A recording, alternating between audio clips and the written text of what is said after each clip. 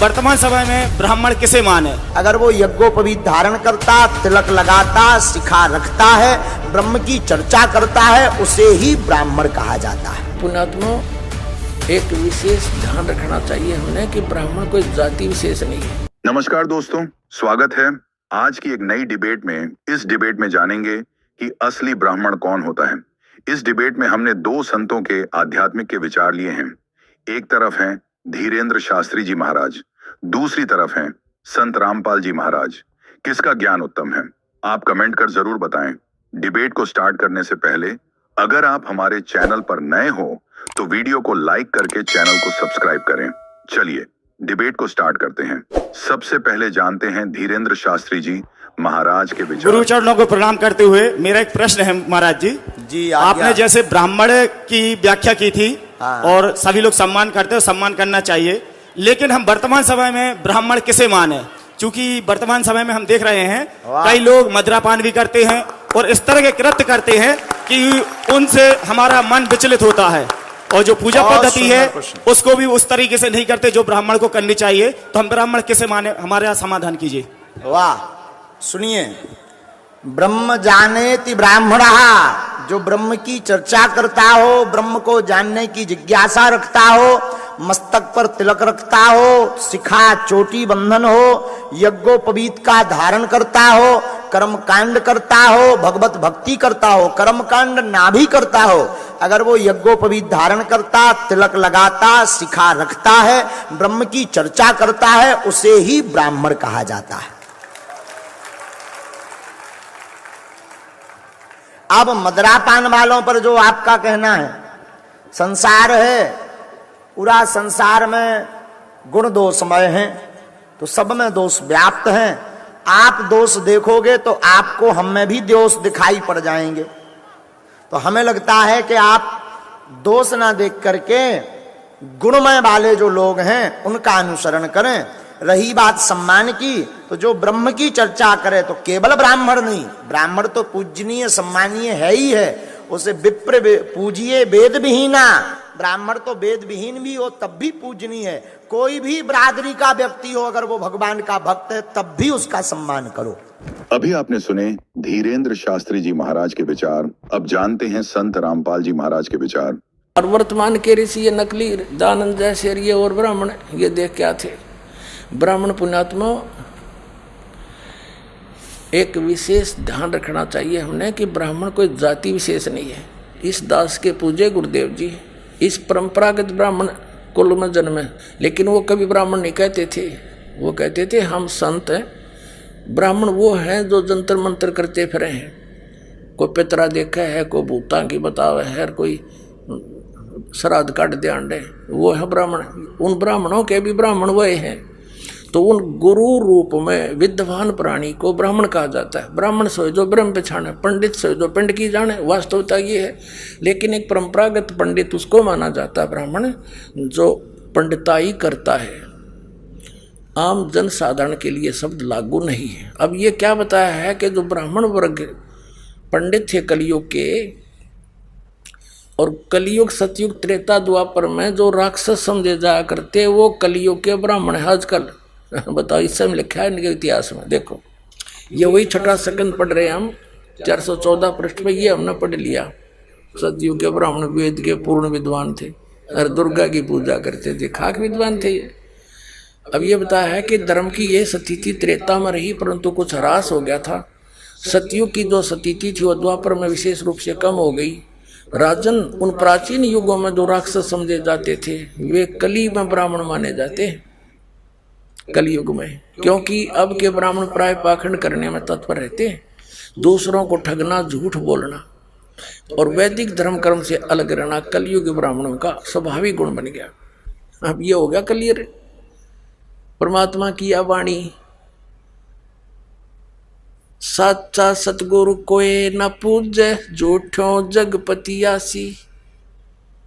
अंधे की बाँ गई अंधे ने, मार्ग कौन बतासी। जग सारा रो गया रे, जिन सतगुरु वेद न जान्या, जग सारा रो गया रे। अब आपके समक्ष अपने सदग्रंथों से प्रमाणित हो गया। परमात्मा की एक वाणी है, 3 लोक और भवन चतुर्दश, कोई नहीं सत्संगी। ओए राम नाम जपने से क्या होता है, इसी सवाल को विस्तार से क्लियर कर कि जो अज्ञानी लोग हैं वो राम राम नहीं जप रहे हैं, कोई बात नहीं, उन्हें तो पता ही नहीं है ना कि राम नाम का क्या फल है। अमेरिका के लोग राम राम नहीं जप रहे हैं, कोई बात नहीं। पाकिस्तान के लोग राम राम नहीं जपते, कोई बात नहीं। इंग्लैंड के लोग राम राम नहीं जपते, कोई बात नहीं, क्योंकि उन्हें पता ही नहीं है कि राम नाम की महिमा कितनी है और ये राम कौन है। पर हम भारत के लोग, हम तो जानते हैं कि राम कौन है। आप तो राम का मूल्य जानते हैं और आप मूल्य जानकर भी राम राम नहीं जपते, यही तो धर्म की हानि है। आप जान रहे हैं कि राम के एक नाम से पत्थर भी पानी पे तर गए। एक नाम लिखा था पत्थर पर, वो पत्थर भी पानी पर डूबा नहीं था। जिस नाम ने पत्थर को नहीं डूबने दिया, वो नाम क्या आपको और हमें डूबने देगा। हम सब जान रहे हैं कि राम नाम जपेंगे तो भगवत प्रेम बढ़ेगा, भवसागर पार कर जाएंगे। फिर भी हम राम नाम को छोड़कर संसार में धन दौलत समेट रहे हैं। यही धर्म की हानि है कि हमें सब ज्ञान है, फिर भी हम अधर्म कर रहे हैं। हमें राम नाम के हीरे का मूल्य पता है, फिर भी हम उस हीरे की कीमत कम आंक रहे हैं। हम सबको पता है कि राम नाम जपने से पापी से पापी तर गए। अजामिल जैसा पापी भी नाम नारायण सुन के मुक्त हो गया। आप सब जान रहे हैं, फिर भी आप गप्पे कर रहे हैं, फिर भी बकवास कर रहे हैं, फिर भी यहाँ वहां की बातें कर रहे हैं, फिर भी जान कर भी राम नाम नहीं जप रहे हैं। तो बताओ राम नाम फिर वो क्या होगा। जैसे हीरा टूट गया, ऐसे राम नाम जब आपके भीतर भक्ति आती है और आप फिर भक्ति की कीमत नहीं समझते, तो भक्ति खिन्न हो जाती है, टूट जाती, उदास हो जाती है कि मैं गई तो थी इसके पास, पर इसने मेरी कोई इज्जत नहीं की, कोई वैल्यू नहीं की। अरे हीरे की कोई 1 रुपए कीमत आता है? हाँ, मीराबाई तो कहती है, पायो जी मैंने राम रतन धन पायो। वो राम नाम को धन मानती हैं और कहती हैं कि राम नाम से बड़ा कोई धन नहीं है। कबीरदास जी भी कहते हैं कि कबीरा सब जग निर्धना, धनवंता नहीं कोई, धनवंता सोई जानियो, जेखे राम नाम धन होए। ये राम नाम की बड़ी अद्भुत पूंजी है। इसलिए कहता हूं कि आप तो भगवान की शरण में रहो और फिर भगवान मेरे जो हमें देना चाहें, जो भी देना चाहें, चाहे फूल दे दें चाहे कांटे दे दें, आप दोनों में मस्त रहो और भगवान से निरंतर प्रेम करते रहो। परमात्मा ने कहा कि राम नाम रटते रहो। परमेश्वर ने स्वयं ही हमें एक तत्वदर्शी संत बनकर हमें समझाया है, अपना ही डबल रोल करके कहा है कि राम नाम रटते रहो जब तक घट में प्राण, और कभू तो दीन दयाल के भनक पड़ेगी कान। तो कौन से राम का जाप जपना चाहिए? अब यह समस्या आती है। अब हमने अनेक राम यानी देव भगवान सेलेक्ट कर रखे हैं जिनकी हम पूजाएं करते रहे। भगवान ब्रह्मा जी जो रजोगुण हैं, भगवान विष्णु जी जो सतोगुण हैं, भगवान शिव जी जो तमोगुण हैं। ये हमारे पवित्र हिंदू धर्म के प्रधान देवता हैं। इनके बारे में अभी तक लोक वेद सुनाया जाता था इन अज्ञानी गुरु ऋषि महर्षियों और ब्राह्मणों के द्वारा कि ये अजरो अमर हैं, इन्हीं की पूजा करनी चाहिए। अब हमने राम सेलेक्ट करना है, हमने भगवान सेलेक्ट करना है, किसकी पूजा करनी चाहिए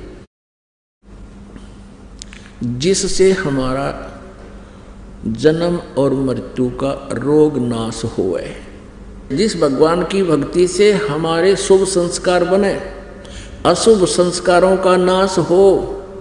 हमारे प्रारब्ध के पाप कर्मों का नाश हो। एक कई बार भक्त प्रसन्न करते हैं कि जैसे भगवान श्री कृष्ण जी अर्थात विष्णु जी ने राजा मोरध्वज के पुत्र ताम्रध्वज को आरे से 2 फाड़ करवा के उसकी मृत्यु हो गई थी, फिर उसको जीवित कर दिया था। तो वो भक्त कहते हैं क्या भगवान श्री विष्णु अर्थात श्री कृष्ण जी में शक्ति नहीं है? ये भी तो दुख दूर कर सकते हैं। अब पुण्यात्माओं, अब मोरध्वज राजा के पुत्र को जीवित करके दुख दूर क्या किया? वो तो दुख पैदा किया श्री कृष्ण ने जाके, और जाके कह दिया हमारे शेर का आहार तुम्हारे परिवार में से एक आदमी हो। और लास्ट में लड़के के ऊपर आप फैसला कर दिया, तुम अपना लड़का काटो मेरे शेर के लिए, सिंह के लिए। अब उसने तो समस्या पैदा कर दी जाकर उनके जी ने सुख के कराया, वो लड़का जीवित कर दिया। अपने आत्माओं, ये 16 कला के भगवान हैं और ये चतुर्भुजी भगवान है। एक छोटा मोटा सिद्ध भी ऐसी क्रियाएं कर देता है। गोरखनाथ जी ने अपने गुरु मच्छंदर नाथ जी की अस्थि उठा के उनका शरीर फूंक दिया गया था, उन अस्थियों से ही उसको पुनर्मनुष्य बना दिया और जीवन दान दे दिया।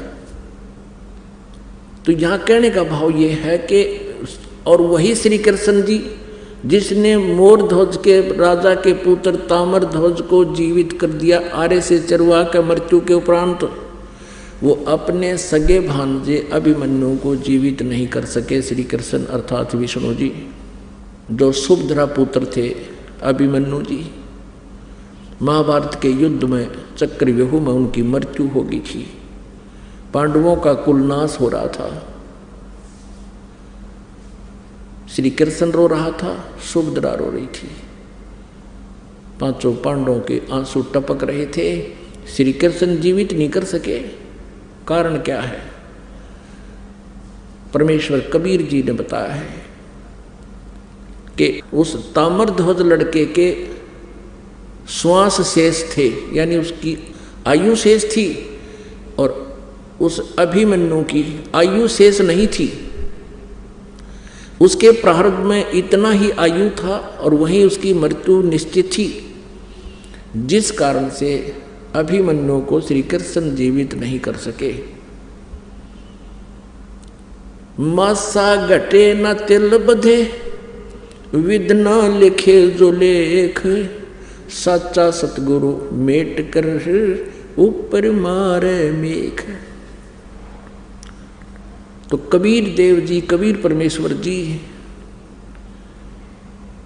यदि हमारी आयु शेष ना हो उसको भी आयु प्रदान कर सकते हैं। और इस दास के इस आध्यात्मिक जीवन काल में एक नहीं हजारों की संख्या में ऐसे उदाहरण है यहाँ इस संगत के अंदर, जिन्होंने सच्चे दिल से भगवान की नियमित मर्यादा में रहकर साधना की है, उनकी कह करके आयु बढ़ा रखी है पुण्यात्माओं।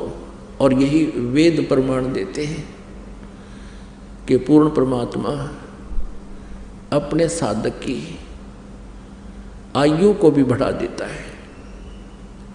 अब थोड़ा सा प्रमाण वेद दिखाते हैं आपको। कबीर परमेश्वर जी ने अपनी प्यारी आत्मा धर्मदास जी से कहा था कि धर्मदास, वेद मेरा भेद है, मैं मिलूं वेदन से नहीं, और जौन वेद से मैं मिलूं वो वेद जानते नहीं।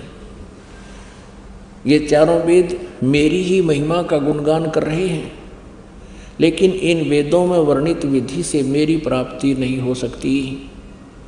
और जौन से वेद में, जौन से सदग्रंथ में, यानी सच्चिदानंद घन ब्रह्म की वाणी में, सूक्ष्म वेद में, उसको सूक्ष्म वेद बोलते हैं, सूक्ष्म वेद में परमात्मा कबीर देव जी के वाणी की पूरी विवरण है। और वो वाणी, वो सूक्ष्म वेद परमात्मा ने अपने मुख कमल से अपने मुखारविंद से स्वयं ही बोलकर सुनाया और लिपिबद्ध करवाया हुआ है।